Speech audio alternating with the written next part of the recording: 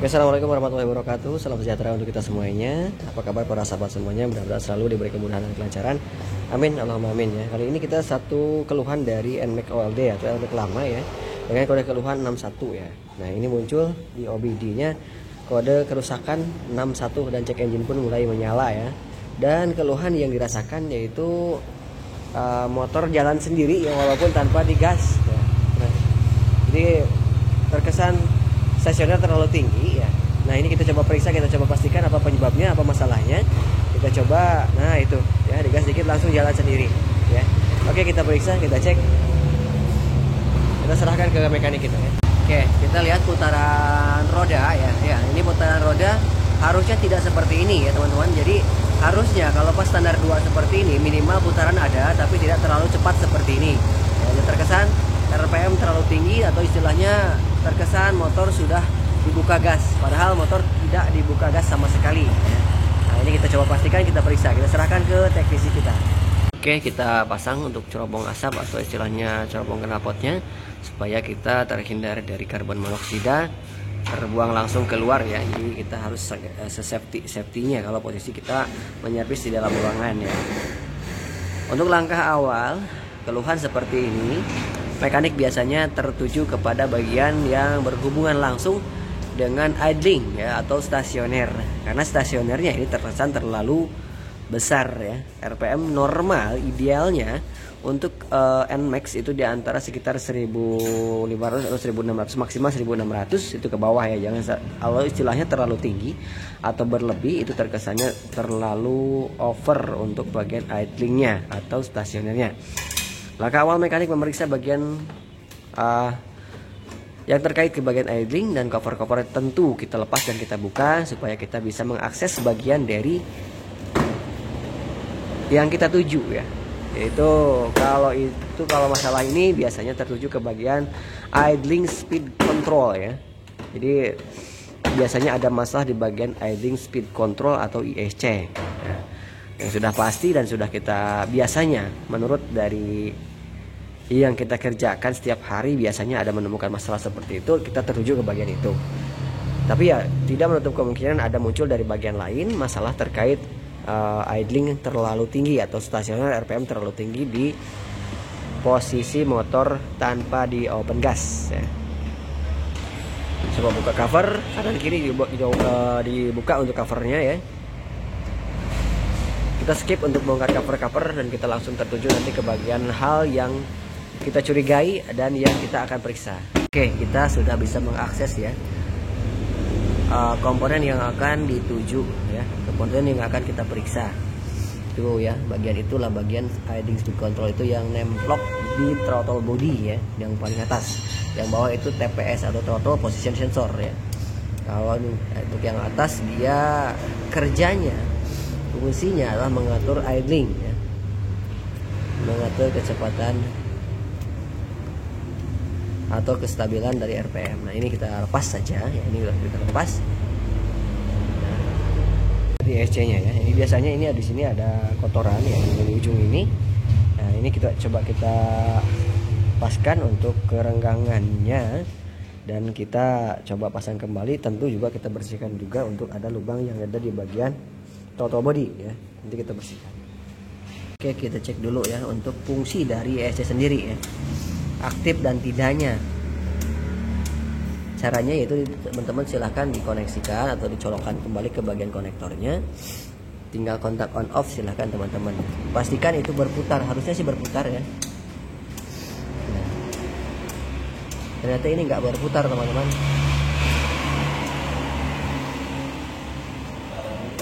Nah, ini masalahnya di sini teman-teman.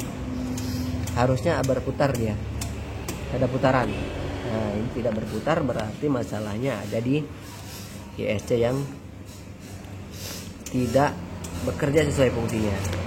Cuma ada sedikit ya, tek gitu aja, tapi biasanya sih harusnya harus berputar.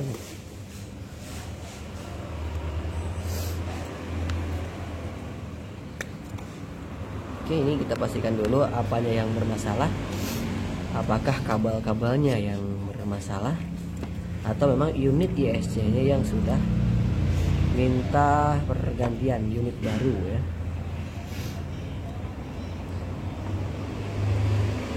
Kita coba cek bagian kabel-kabel terlebih dahulu. Takutnya memang ada kabel yang putus di tengah yang mengakibatkan tidak adanya strom yang masuk ke bagian ISC. Jadi ISC tidak berfungsi sesuai fungsi atau sesuai kodratnya. Nah, teman-teman, ini bisa kita saksikan ya. Kabel yang warna abu ini, krem abu ini ternyata putus di tengah, teman-teman. Ya. Jadi teman-teman, untuk memeriksa ISC itu, kalau misalkan ISC mati, teman-teman harus cek berbagai aspek ya, jangan hanya mempunyai salah satu saja.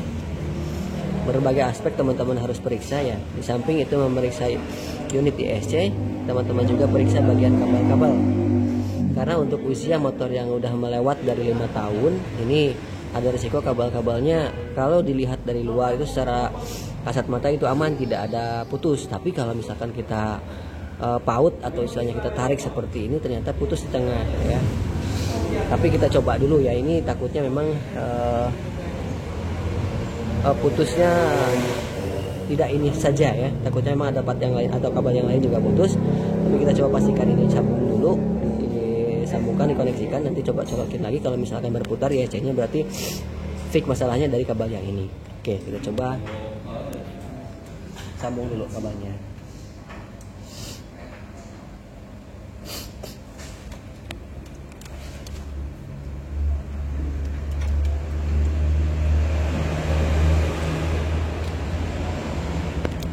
Oke, kita coba dulu disambungkan seperti itu, dan kita colokkan kembali bagian unit ISC-nya.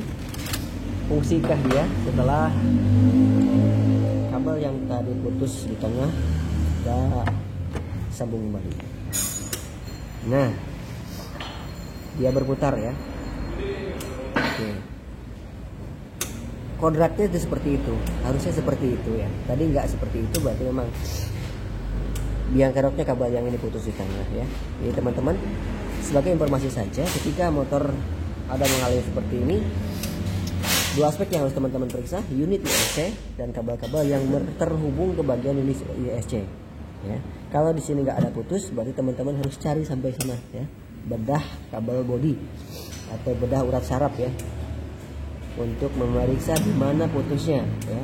Dan teman-teman tinggal, misalkan mau lebih pasti juga, teman-teman tinggal jumper saja ke kabel-kabel ini ke bagian ECU ya. Deket kok ECU-nya di sini. Teman-teman silakan tinggal jumper saja, satu persatu kabel dicek mana yang oke, mana yang bermasalah ya. Untuk pastinya kita coba pasang kembali untuk bagian ISC-nya, kita coba koneksikan, tapi ini kita coba sambung lagi untuk kabelnya supaya tidak terlalu pendek ya kabelnya, karena ini udah putus. Jadi kita coba sambung kabelnya. Nanti lebih rapihnya kita coba baterai atau apa, tapi ini kita sebatas mencoba dulu. Pas ISC dipasang, lalu kita nyalakan untuk bagian unit motornya, apakah langsam atau stasioner masih tinggi seperti yang awal kita pas motor datang.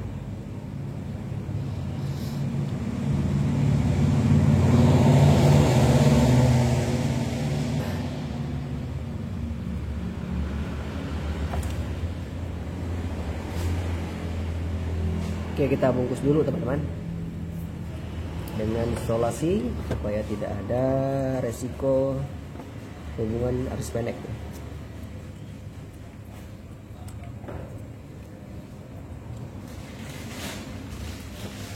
Jadi muncul kode kerusakan 61 itu bersumber dari ISC ya teman-teman, atau idling speed control. Ini bukan berarti menggurui ya, cuman ya sebatas sharing saja, kita saling informasi ketika teman-teman mengalami kesulitan. Mudah-mudahan sih teman-teman belum tahu, jadi kita yang kasih tahu gitu kan, hanya sebatas saling menginformasikan saja ya.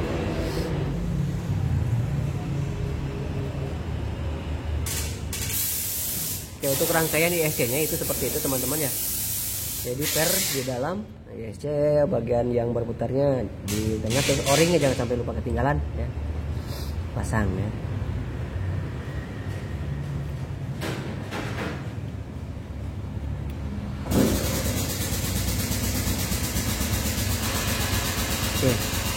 seperti itu teman-teman ya.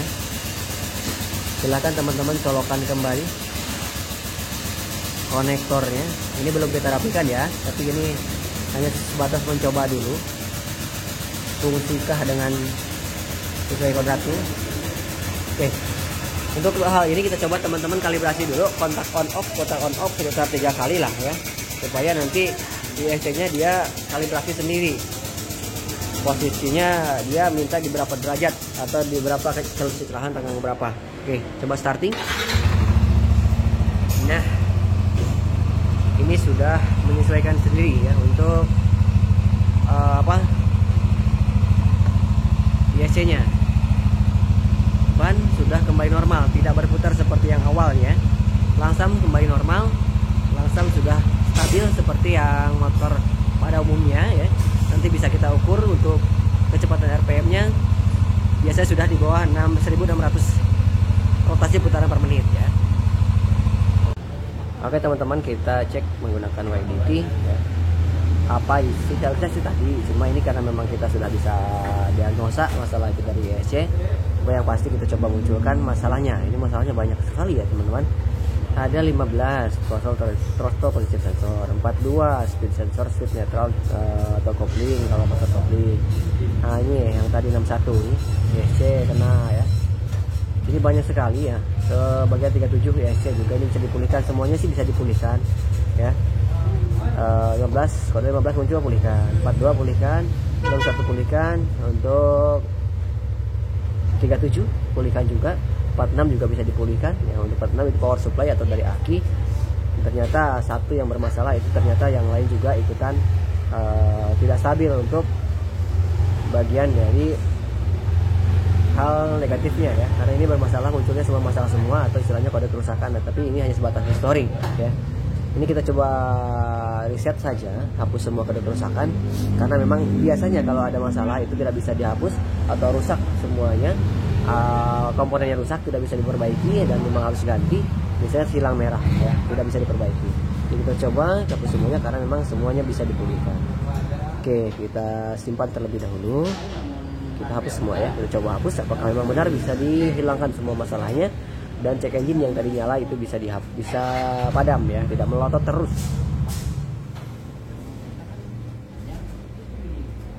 Oke, ini sudah bisa kita hapus ya.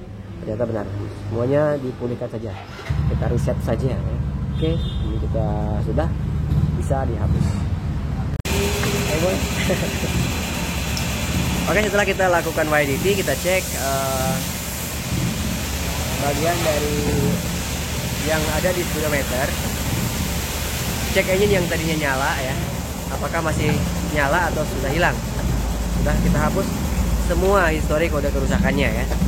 Yuk kita coba. Oke, sudah kita temukan, sudah kita pastikan masalahnya itu dari ISC, karena memang si motornya sendiri sudah menginformasikan kode 61 dan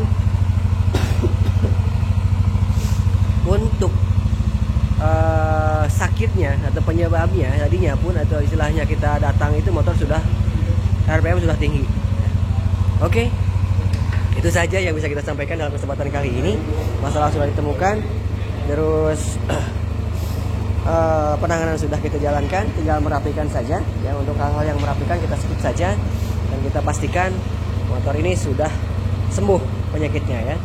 Akhir kata, semoga bermanfaat untuk Anda semuanya, untuk kita semuanya, untuk rekan semuanya dimanapun Anda berada. Wassalamualaikum warahmatullahi wabarakatuh. Sampai jumpa lagi di video kami yang selanjutnya.